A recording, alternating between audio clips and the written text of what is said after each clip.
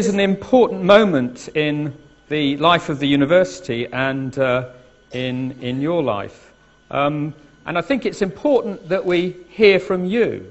So I now invite a representative of our student body, Graham Follett, to give a vote of thanks. Graham, I look forward to hearing from you.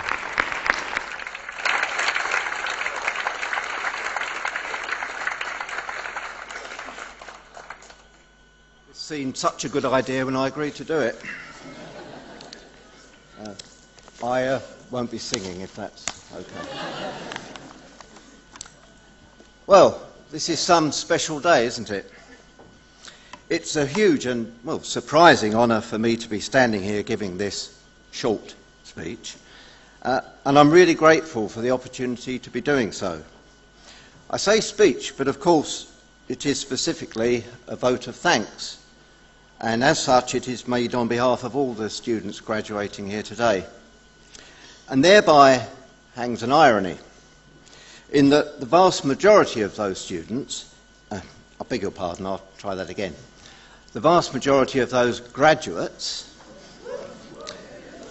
that I am speaking on behalf of are thinking to themselves right now, who the flying fruitcake is that?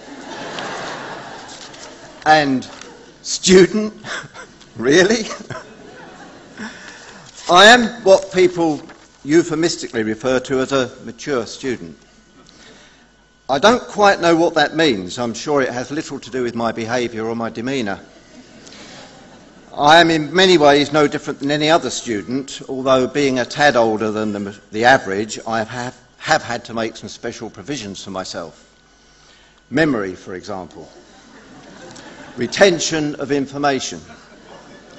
This is where us more senior members of the fraternity need the odd trick up our sleeves.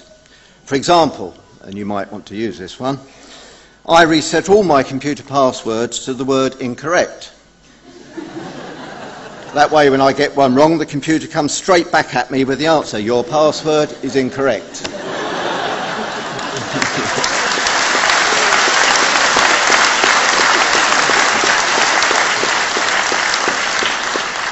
Then there's the eyesight. The 2020 vision of my youth is long gone.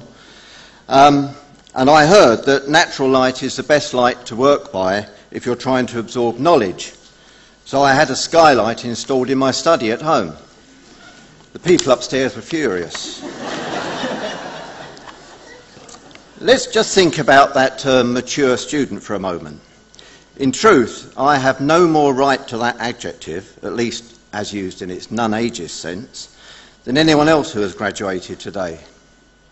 During my time at Kingston, I've had the pleasure and benefit of engaging with students of all ages, not only those on my own course, MA Playwriting, but those taking other courses within this and other schools, and not only master's students, but undergraduates too. Some remarkable and very talented young people. All of them exceptionally mature in their approach, their attitude and their commitment. I'm very grateful and very proud to have shared my journey with them. And that is what this has been for all of us, a journey, a remarkable journey. A journey shared with so many people. And I think that brings me, at last, to the nub of what I really wanted to say this morning. There is very little in this life that we do entirely on our own. Even when we're working our way through something as an individual, there are often people supporting us, encouraging us, pushing us, inspiring us and pulling us through. In getting here today, each of us can on our own behalf make justifiable claim to a substantial achievement. We have worked hard, we have applied ourselves, we have made sacrifices. We deserve to be here now in possession of our prize, our qualification. But what about our support groups at the university, at home and all around us? What have they got at the end of all this? They might get to see us smile a little bit more now we've finished. Our friends and family might get to actually see us a bit more. But what is their prize? At the university, for example, our tutors, mentors, the support staff, those in the resource centre, those administering our journey, well, they get paid, don't they?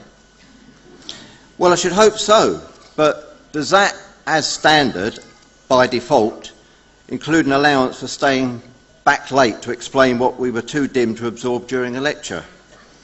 Does it include answering our email worries on a Saturday afternoon, or supporting us in all of the extracurricular activities that we felt were so essential to our progress and our personal well-being? I and my fellow playwriting students over there have had the benefit of having our plays produced at the Camden Fringe. Our tutors and mentors have sat through our attempts at comedy, pathos and experimental theatre. They have watched our work, listened to our struggles, and they've encouraged us in everything we've done. And that level of commitment and enthusiasm for the holistic process is in evidence throughout this university. Whether we are being guided around the library or trying to work out how a package with 2 copies of a 150-page dissertation will fit through a half-inch slot in the dissertation postal box. And this university and its staff is not merely concerned with helping us reach our academic goals. It equips its students for the world beyond, giving guidance and facilitating possibilities for the future. Mind you, on a purely personal level, I haven't made too much use of the careers drop-in sessions. And then there are our friends and our family. Support is, of course, sometimes financial. In fact, I can personally vouch for that. Unfortunately, it was the other way around. My son went to university before I did. But they support us in so many other ways too, whether it's learning when it's best to leave us alone, or when we would appreciate an invigorating cup of coffee or a sustaining meal. My wife, sitting out there somewhere or other, has been my reader, my editor, and sometimes actor. My friends at home in Northampton have gathered to do readings of my plays. They've lent me their voices for recordings, and they've performed my work. Friends made here at Kingston have done much the same. The Eve Theatre Company comes to mind. 7 remarkable young women who, together with other drama undergraduates, brought life to many of our scripts. I'm certain that all of the graduates here will have their own special thanks to give to friends and family, people who perhaps have watched them perform, have stood in front of their cameras and video cameras, have listened to their ideas and their aspirations, or maybe just listened to their worries.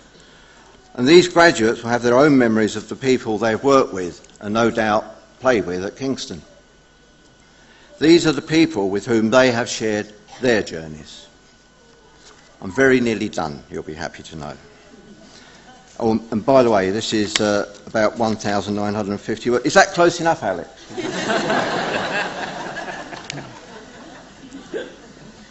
Just keeping to the subject of journeys for a minute, I was reminded during our trip down here last night that it is traditional to tell a joke during the latter part of a vote of thanks, perhaps to test whether the audience is still conscious. So in case you missed the first couple of attempts at humour at the beginning, an elderly man was oh, by the way, I'm just keeping to the ages sort of thing here. An elderly man was driving from Heathrow in the general direction of Kingston when his mobile rang. It was his wife.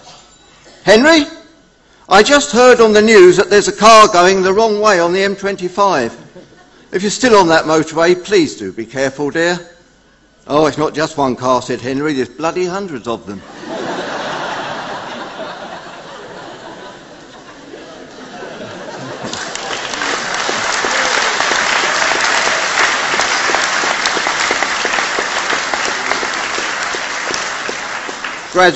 Graduates, I invite you to join me in thanking those who have helped us get here today. Kingston University, our fellow students, our friends and our families. Please make lots and lots of noise.